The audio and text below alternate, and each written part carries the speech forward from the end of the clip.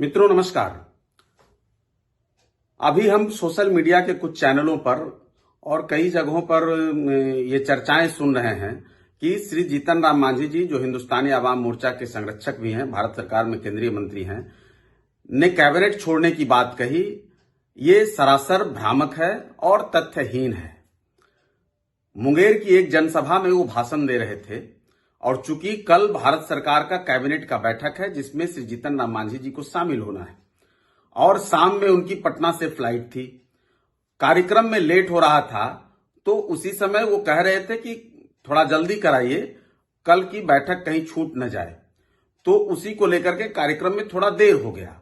उसी क्रम में जब उनका भाषण चल रहा था और जब वो अपने फ्लो में बोल रहे थे, भाषण थोड़ा लंबा हो रहा था, तब उसी के बीच में उन्होंने मुस्कुराकर कहा कि लगता है कैबिनेट छोड़ना पड़ेगा। इन द सेंस कि कल का कैबिनेट इस मीटिंग के कारण फ्लाइट छूट जाए कहीं ना, इसके कारण छोड़ना पड़ेगा। उस बात को थोड़ा दूसरे रूप में हम मीडिया बंधुओं पर भी कोई आरोप नहीं लगा रहे हैं, लेकिन तथ्यों को बगैर समझे हुए कुछ लोग या तो उनके वो भी नहीं समझ पाए होंगे पूरी बात को, और वो उस रूप में दिखा रहे हैं कि श्री जीतन राम मांझी जी ने जनता के बीच में ये कहा कि हम कैबिनेट छोड़ सकते हैं अपनी मांगों को लेकर के या कार्यकर्ताओं के बात को कर करके, लेकिन वो सरासर गलत है।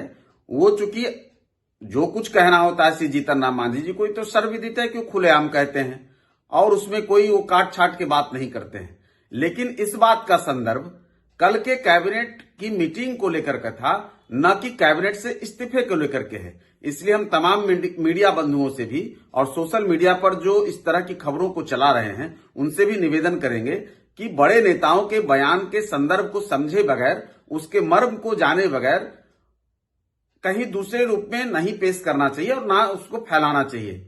इसलिए जो लोग भी इसको चला रहे हैं उनसे अपील है और मीडिया बंधुओं से भी अपील है कि इसको समझ करके तब इस बयान को जारी करें, न कि उसका गलत संदर्भ दिखाने का कहीं आपसे भी भूल न हो। इसकी हम गुजारिश करते हैं कि एक बार आप भी देख लें और तब इस बयान को समझ करके उसको उस रूप में चलाएं। धन्यवाद।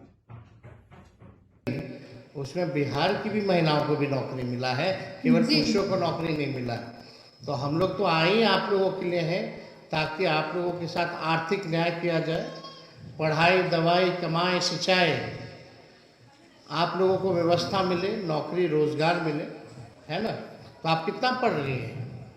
कौन सी क्लास में? 12 तक पढ़ चुके हैं। इसके अलावा दूर होने के कॉलेज दूर होने के कारण हम स्कूल नहीं जा पाते हैं। स्कूल ने आपको कॉलेज चाहिए ना जी, तो डिग्री कॉलेज नहीं होगा जी। ठीक है, तो आप जो भी जरूरत है लिखित में हमको दे दीजिए, है ना।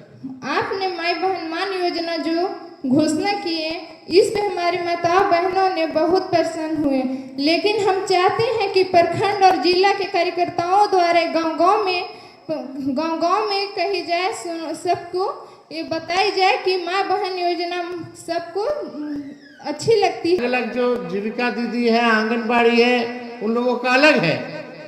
ये तो सब लोगों को जो है मिलेगा, कम से कम मिलेगा आपको 6,000 का लाभ होगा।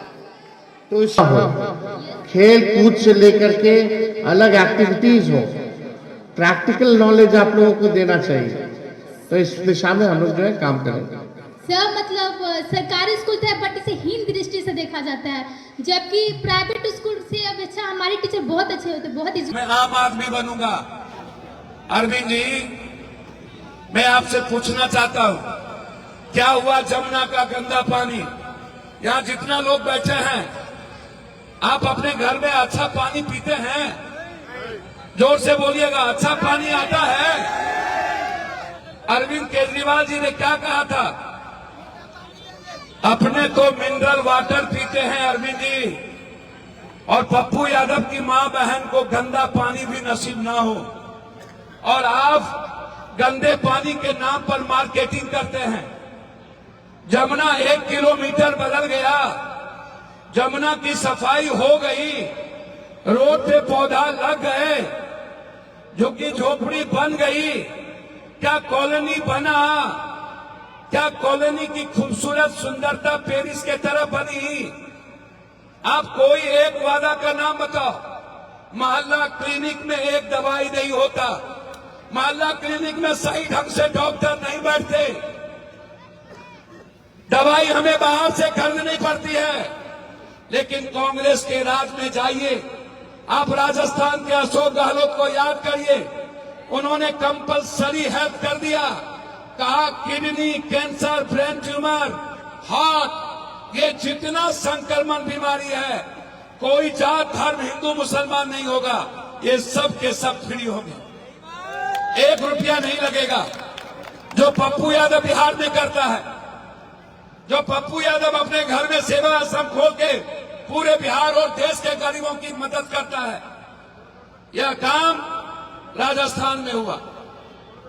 अरविंद केजरीवाल ने क्या किया, आप सिर्फ इतना बता दो।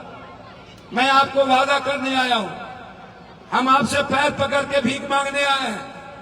हम देवेंद्र जी के लिए नहीं, हम उस 2 पार्टी के खिलाफ जो इंसानियत के दुश्मन है, जो संविधान के दुश्मन है, जो बाबा साहब अंबेडकर के दुश्मन है। ये अरविंद केजरीवाल जी कभी भी ये बाबा साहब अंबेडकर की बात नहीं करते। यहां इतने बड़े बड़े दंगा हुआ, इतनी बड़ी बड़ी घटना देश में घटी, आप उठा करके देखो, एक बार भी इन्होंने एक बार एनआरसी सीए पर एक बार नहीं बोला। ये वक्त बिल आया, एक बार नहीं बोला। ये इतनी बड़ी घटना घटी उत्तर प्रदेश में, संभल में, एक बार नहीं बोला। मंदिर मस्जिद जलाए गए, एक बार नहीं बोला। हमेशा ये सौदा करता है, हमेशा रोता है। और जो लीडर को रोने की आदत हो जाए, जो हमेशा दया के नाम पर जिए, जिसे भीख मांगने की आदत हो जाए और चुनाव आने के बाद लोगों को झूठ वादा करने की आदत हो जाए, उसको मिटा देना चाहिए, उसकी जिंदगी खत्म हो जानी चाहिए। जो झूठ बोलता है, सच बोलने की ताकत नहीं है। और अरविंद केजरीवाल और नरेंद्र मोदी से बढ़कर झूठा इस दुनिया में कोई नहीं हो सकता। ये झूठ बोलता है, इसको फुर्सत नहीं है गरीब की बात करने की। ये बात सिर्फ हिंदू मुसलमान